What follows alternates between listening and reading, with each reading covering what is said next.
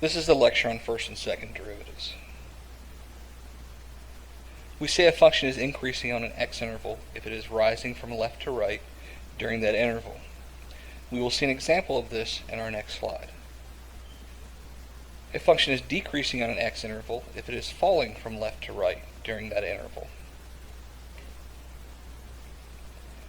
I want to identify on what intervals is this function increasing.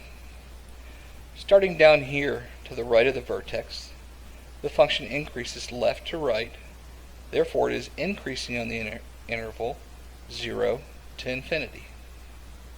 Also notice to the left of the vertex, the function is decreasing left to right. So it is decreasing on the interval negative infinity to 0. Where is the slope negative? If we look at the slope of the tangent line, the slope is negative where the function is decreasing. Again, if we look at the slope of the tangent line, the function is increasing where the slope is positive.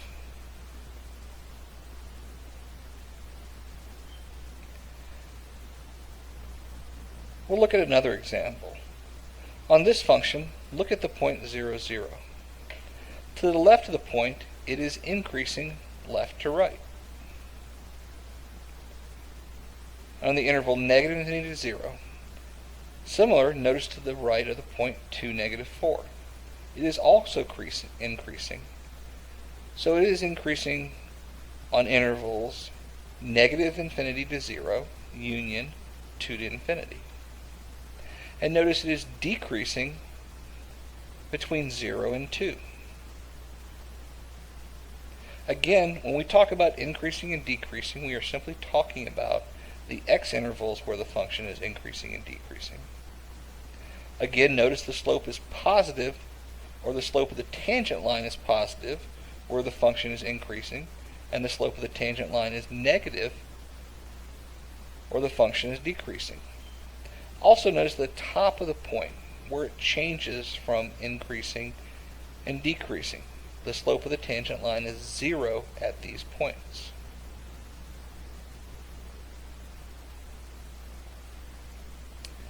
Let's talk about a concept called concavity. Think of concavity of being like a cup. If a function is concave up, then the function literally looks as if it holds water. And if a function is concave down, it literally spills water. The point where the function changes concavity is called an inflection point. Notice on the concave up part. We begin over here on the left where the slope of the tangent line is negative. But if we go left to right, the slope of the tangent line is getting less and less negative. Still down here at this point, the slope of the tangent line is 0. And eventually the slope of the tangent line becomes more and more positive. Conversely, to the right of 0, the slope of the tangent line is positive, but it's getting less and less positive till at the top point it becomes 0. And then the slope eventually becomes negative. Please realize the slope of x increases as x increases when a function is concave up. That is why I just pointed out the concave up literally means that the slope is increasing, or the rate of change is increasing. Also realize the slope is decreasing as x increases, again when the function is concave down. So concave down means that the slope is decreasing, or the rate of change is decreasing.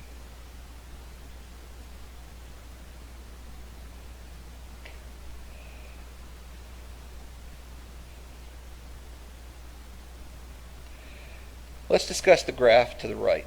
We have 5 points labeled A through E. Which point has the greatest slope? In other words, which tangent line has the greatest slope? Notice the tangent line at point A is negative. The tangent line at point B is positive. Tangent line at point C is positive. And point D has a positive slope as well. However, point E has a negative slope. Therefore, the answer has to be B, C, or D. Remember, concave up means that the slope is increasing. So while point B is positive, as I move to the right, it becomes more and more positive until I hit point C, where C is more positive of a tangent line than point B. However, remember, C is the point of concavity. Once I move past C, the graph becomes concave down. In other words, the rate of change is decreasing. So the slope is getting less and less the more I move to the right. Therefore, the slope of the tangent line at point D is less than the slope of the tangent line at C. Therefore, C has the greatest slope. Which slopes are negative? As we mentioned before, the tangent line at point A and the tangent line at point E have negative slopes. Which points are concave down? Over here to the right, points D and E are concave down. Note, point C is not concave down because it's an inflection point.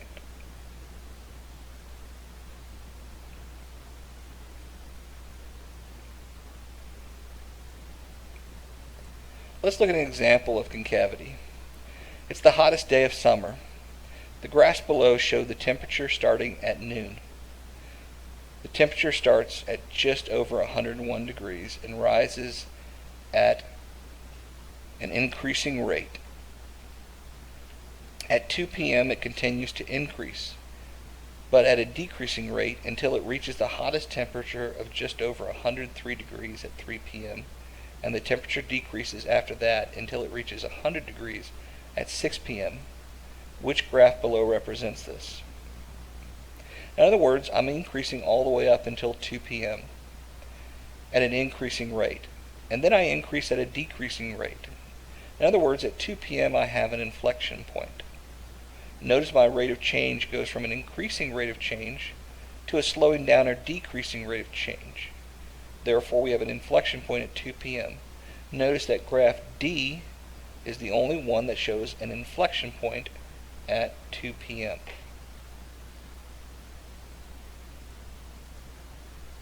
Let's talk about what the first and second derivatives give us. The first derivative gives us the slope of the tangent line. Y prime being positive tells us the slope is positive. In other words, the function is increasing. Y prime being negative tells us the function is negative. Therefore, the function is decreasing. If our first derivative is 0, the function is neither increasing nor decreasing. The second derivative tells us something else. The second derivative gives us concavity. If y double primed is positive, it tells us the function is concave up. If y double prime is negative, the function is concave down. Y double prime being 0 tells us there is no concavity, i.e. the function is flat, or that it is simply an inflection point.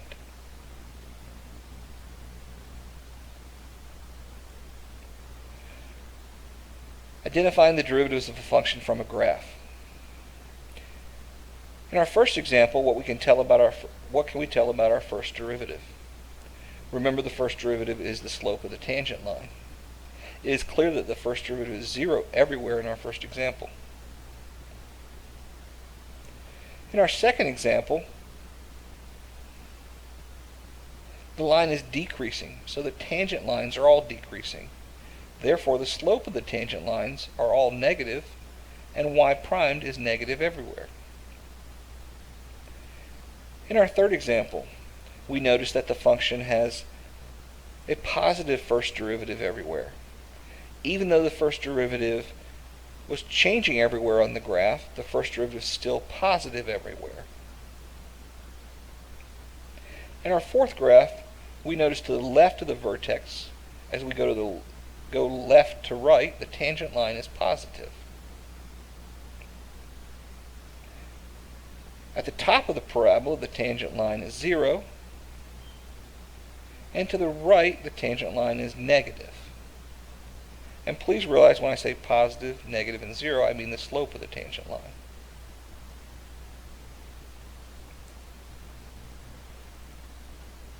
Let's look at the same four graphs, but consider only the second derivative. In our first graph, there is no concavity, so the second derivative is 0. In the second graph, there is also no concavity, so the second derivative is 0.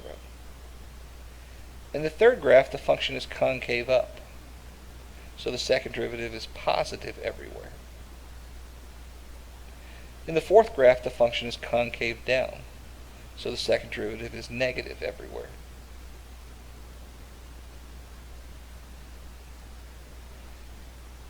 What happens when y prime is 0? We basically have a horizontal tangent line.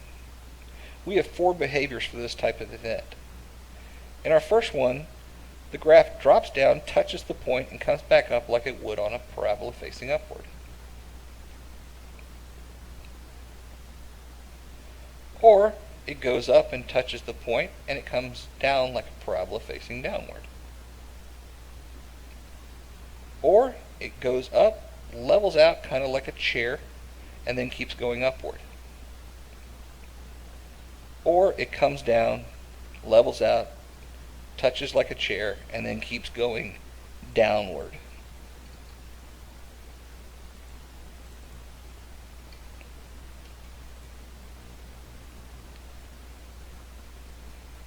What happens when our second derivative is 0? This is when there is an inflection point. We have three classic behaviors from inflection points. The first one is the most common. Notice the function is clearly concave down to the left of 0 and is concave up to the right of 0. Our second one is also an inflection point. It is concave down to the left of 0 and it's concave up to the left of 0 and concave down to the right of 0. Our third one is also concave down to the left of 0 and concave up to the right of 0. Let's look at an example. What can we tell about the first and second derivatives for the points A through F? For point A, we should notice the first derivative is negative because the slope is negative. Also, at point A, it is concave up, so the second derivative is positive. At point B, the slope of the tangent line is 0, so the first derivative is 0. And point B is also an inflection point, so y double primed is 0. For C, the first derivative is negative, and it's concave down, so the second derivative is negative. For D, the first derivative is negative, and the second derivative is 0 because we are actually at an inflection point at D where the function is going from concave down to concave up.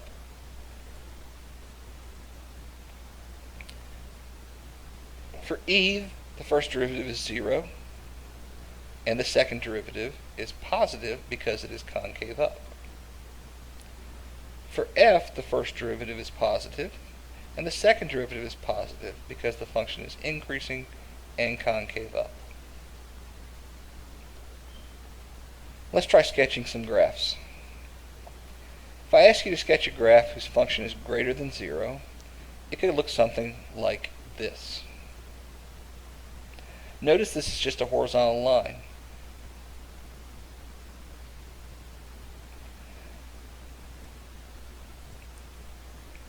But the function is above the y-axis and positive everywhere. If I asked you to graph a function whose first derivative was greater than 0 everywhere, you could graph something like this.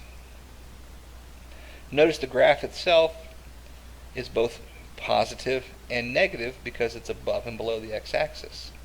But it's increasing everywhere left to right, hence f prime of x is greater than 0.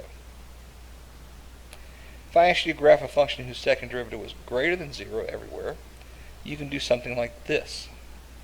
Notice the graph is both above and below the x-axis, and notice this graph is both increasing and decreasing. But also notice this graph is concave up everywhere. Let's look at an example. What would a function look like if its first derivative is greater than 0 everywhere, and its second derivative is less than 0 everywhere? Remember, the first derivative being greater than 0 implies the slope is positive everywhere, and the second derivative less than 0 implies it is concave down everywhere. Take a minute and try to sketch such a graph. Pause the recording if you need to. Does your graph look something like this? Notice the function increases everywhere and is concave down everywhere.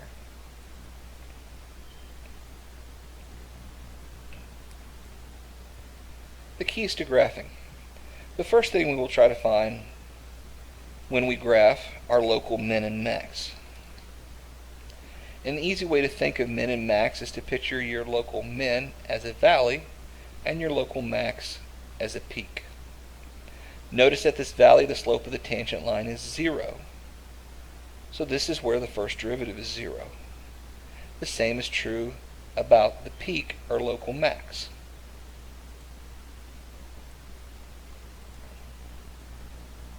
The other thing you want to find is its concavity.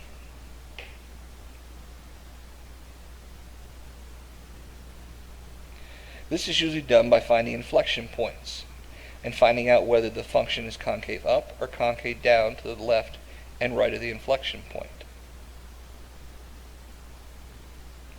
Let's sketch the graph of the function with the following properties. We know it passes through the point 2, 1. The first derivative is 0, and the second derivative is less than 0 for all x. In other words, it is concave down everywhere. Let's plot the point 2, 1. We know there is a horizontal tangent line at this point because the first derivative is equal to 0 here. We know this is concave down everywhere, therefore the function has to have a peak at this point because this is a horizontal tangent line and the graph is going to look like a parabola.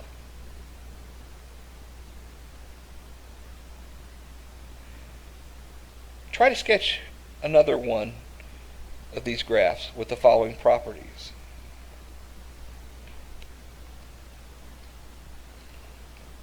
It passes through the points 636, 318, and 0, 0.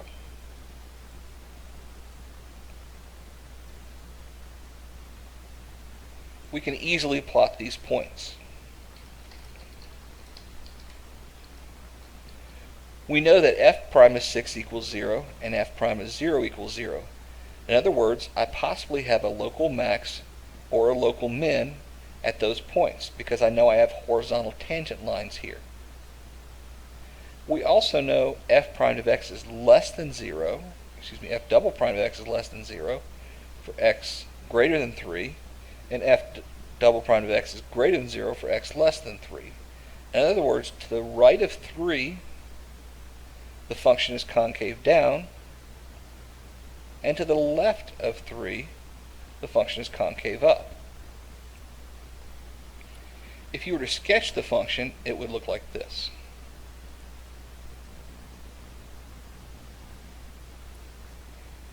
Let's try one more. Sketch the graph that passes through the point 1, 3. So let's graph the point. We know f prime of 1 equals 0, so we have a horizontal tangent line at that point. We also know f prime of x is less than 0 for x is less than 1, and f prime of x is less than 0 for x is greater than 1. In other words, the function is decreasing everywhere except at x equals 1, where the slope of the tangent line is 0. A graph would look something like this. Notice we do not have a max or min at 1, 3 because the first derivative is decreasing on both sides of that point. Again, we do not always have max or min when our first derivative is 0.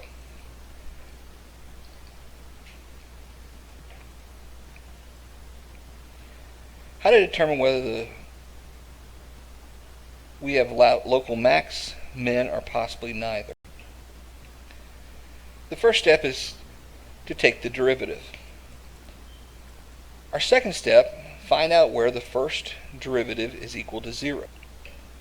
Please note we will call these our critical points.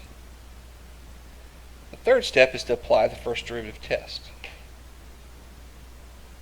If the first derivative changes from positive to negative around a critical point, it is a local max, and in other words, it goes from increasing to decreasing and forms a. If the first derivative changes from negative to positive around a critical point, it is a minimum, and in other words, it goes from decreasing to increasing and forms a valley. If the first derivative does not change from one side to the other around a critical point, it is neither. Please note, minimum and maximum are also called relative extrema. Let's find all local min and max of the following function. We will start by taking the first derivative. Y equals x squared plus 6x plus 8. Therefore, y primed equals 2x plus 6. We will then set the first derivative equal to 0. 0 equals 2x plus 6.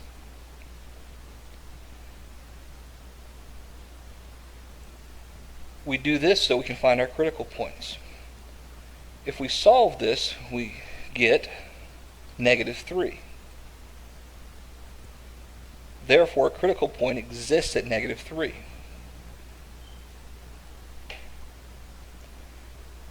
To do a first derivative test, we make a number line. We mark whatever critical point we found on our number line. We're going to pick test points in each region of the number line. Notice that negative 3 divides the number line into two regions. We're going to plug our test points into the first derivative. If the test points give us a positive, then the slope is increasing, and if the test points give us a negative, the slope is decreasing.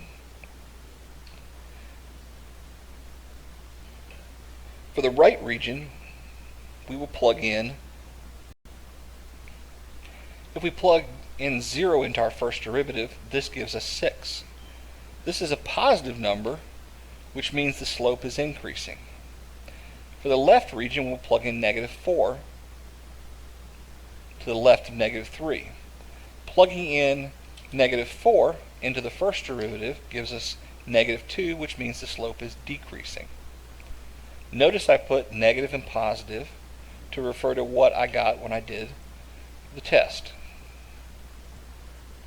I now mark whether it's increasing or decreasing. Decreasing corresponds to negative and increasing corresponds to positive. Notice it goes from decreasing to increasing and therefore forms a valley. Thus, this is a local minimum. We could also see if there's any inflection points. Remember, inflection points come from the second derivative. In this case, the second derivative is 2. This is constant, but it's positive, therefore it is concave up everywhere, and we have no inflection points. We also have what's called a second derivative test. We make a number line and plug in our points that we receive from our second derivative. Again, we would set our second derivative equal to 0 and solve.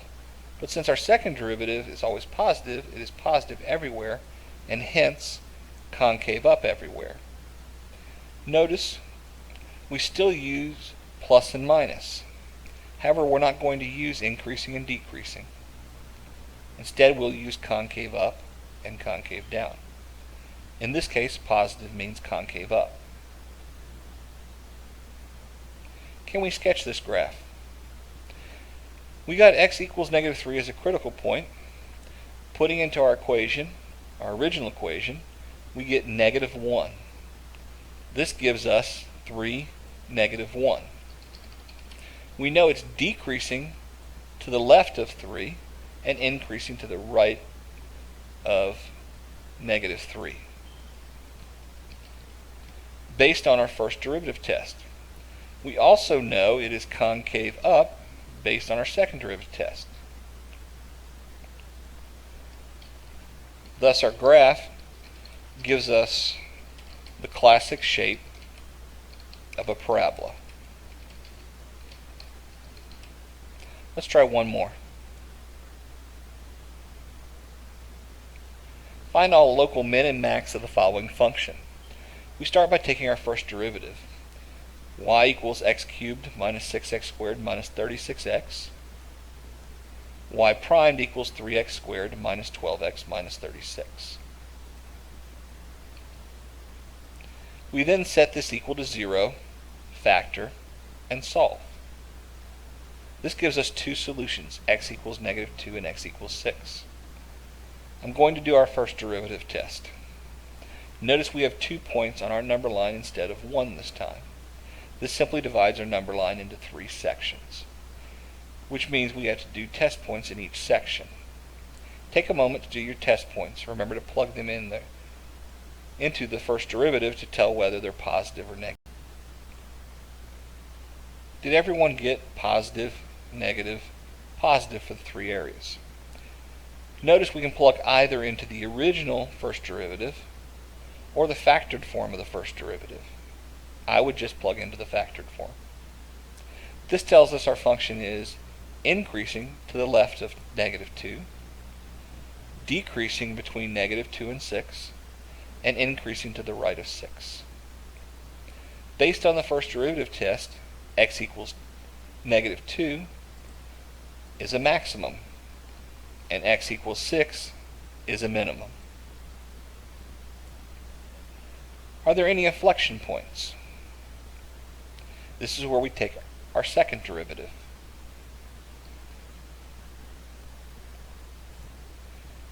Then set it equal to 0 and solve. Y double prime equals 6x minus 12 equals 0. This gives us x equals 2. We plug back into the original function, we get negative 88 as the y coordinate.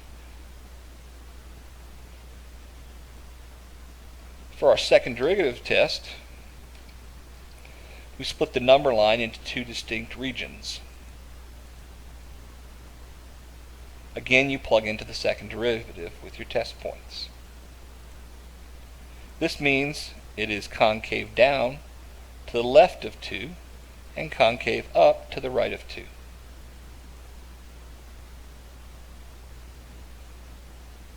Can we sketch this? We know 3 points already. The points we know are the ones we got from the first derivative and the second derivative test. We plugged these into the original equation. Points on the graph are minimum at 6, negative 216, max at negative 240, and inflection point at 2, negative 88. By applying our first and second derivative and what we know about increasing and decreasing, concave up and concave down, we should get the graph to the right. Notice this matches up with what we know about concavity.